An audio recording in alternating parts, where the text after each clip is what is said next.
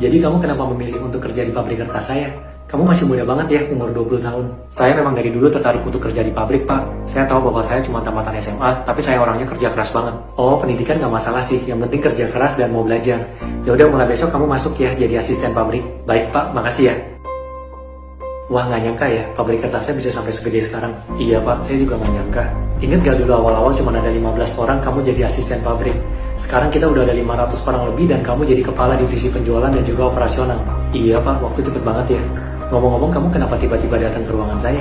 Oh iya, Pak, saya mau minta kenaikan gaji dari 15 juta ke 100 juta. Bisa nggak, Pak? Wah, kamu kenapa tiba-tiba minta gitu? Kita lagi nggak bisa naikin gaji karena pengeluaran lagi banyak banget. Oh, nggak bisa ya, Pak? Ya udah, kalau gitu saya mau resign, Pak. Oh, kamu mau kemana? Iya, Pak, ada grup konglomerat dari luar negeri yang mau buka pabrik kertas di Indonesia.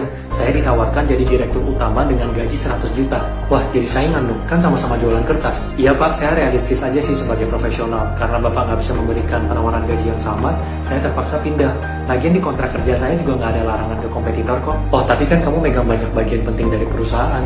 Klien-klien kita semua deketnya sama kamu. Rahasia pabrik cuma kamu dan saya yang tahu. Saya percaya banget sama kamu. Oh, kalau masalah kepercayaan itu resiko Bapak. Makanya kalau buka usaha, jangan semua bagian penting dilepas. Terus kalau ada kontrak kerja, itu dimasukkan klausul nggak boleh ke kompetitor setelah keluar dari kerja. Hah, kok gitu sih? Pak, saya rencana mau pinjam uang bank 200 juta. Jaminannya pakai ruko saya, nilainya 300 juta. Ini sertifikatnya, Pak. Oh, boleh. Ini perjanjian hutangnya ya dengan bank kami. Oke, Pak. Tapi kok ini tebal banget ya, Pak? Apa saya baca satu-satu dulu ya, Pak, sebelum tanda tangan? Oh, itu standar, Pak. Biasa semua bank juga gitu, Pak. Tenang, Pak. Nggak ada yang aneh-aneh kok. Oh, gitu. Ya udah deh, nggak apa-apa sih, langsung tanda tangan aja. Saya percaya sama Bapak sih. Sip, makasih, Pak. Sip, Pak. Pak, mau info nih, karena kondisi bisnis yang lagi turun, 3 bulan ke depan sepertinya saya nggak bisa bayar cicilan hutangnya. Bisa dimundurin nggak ya, Pak, sampai ke bulan keempat? Oh, nggak bisa ditunda, Pak. Tetap harus bayar, Pak, 3 bulan ke depan. Waduh, terus gimana ya, Pak? Soalnya beneran nggak bisa bayar. Oh, kalau terlambat bayar, perharinya denda 1%, Pak. Terus kalau sampai dengan 2 minggu, kita akan mulai untuk segel jaminan ruko Bapak untuk dilelang. Nah, kalau nanti sudah dilelang dan nggak cukup untuk tutup hutangnya, kita akan sita harta pribadi Bapak, karena ada garansi pribadi di dalam perjanjiannya. Oh, itu semua memangnya ada di dalam perjanjian hutangnya ya, Pak? Iya, Pak, makanya Bapak harus baca dengan baik klausul di dalam perjanjian hutangnya kalau minjem sama bank. Nah, kok gitu sih? Pak, katanya perusahaan Bapak tertarik dengan tanah 2 hektar keluarga saya untuk dibangun mall ya? Ini, Pak, sertifikatnya kalau mau lihat. Saya rencana jual di 50 miliar, harga wajar, Pak. Oh iya, Pak, direktur kami tertarik untuk kerjasama bangun mall di atas tanah Bapak. Proyeknya senilai 1 triliun, Pak. Oh, gimana kerjasamanya, Pak? Jadi nanti kita bikin PT, tanahnya Bapak, kepemilikannya kita pindah ke PT. Bapak pegang saham 20%, kami pegang 80%. Bapak nggak usah keluar dana sama sekali. Oh, jadi saya hanya kasih tanah aja, nggak usah keluar modal?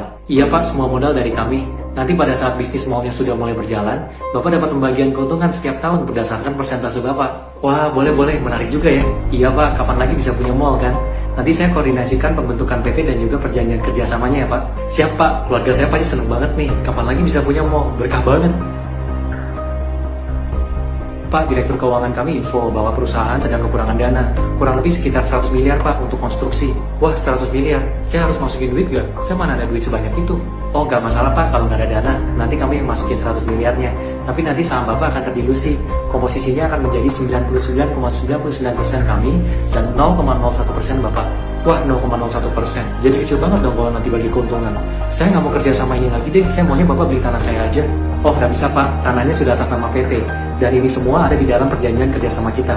Kalau Bapak mau ngambil balik tanahnya, Bapak harus beli dari PT ini. Minimal 200 miliar, karena di atasnya sudah ada pembangunan. Wah, kenapa jadi saya yang harus beli tanah saya sendiri?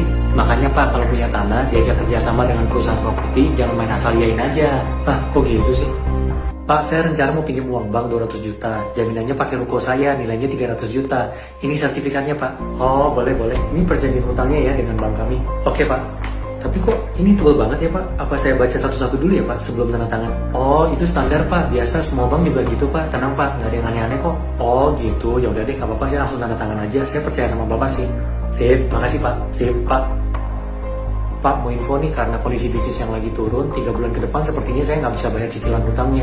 Bisa dimundurin nggak ya, Pak, sampai ke bulan keempat? Oh, nggak bisa ditunda, Pak. Tetap harus bayar, Pak, 3 bulan ke depan. Waduh, terus gimana ya, Pak? Soalnya beneran nggak bisa bayar. Oh, kalau terlambat bayar, perharinya denda 1%, Pak. Terus kalau sampai dengan 2 minggu, kita akan mulai untuk segel jaminan ruko Bapak untuk dilelang. Nah, kalau nanti sudah dilelang dan nggak cukup untuk tutup hutangnya, kita akan sita harta pribadi Bapak, karena ada garansi pribadi di dalam perjanjiannya. Oh, itu semua memangnya ada di dalam perjanjian hutangnya ya, Pak? Iya, Pak, makanya Bapak harus baca dengan baik klausul di dalam perjanjian hutangnya kalau minjem sama bank. Nah, kok gitu sih?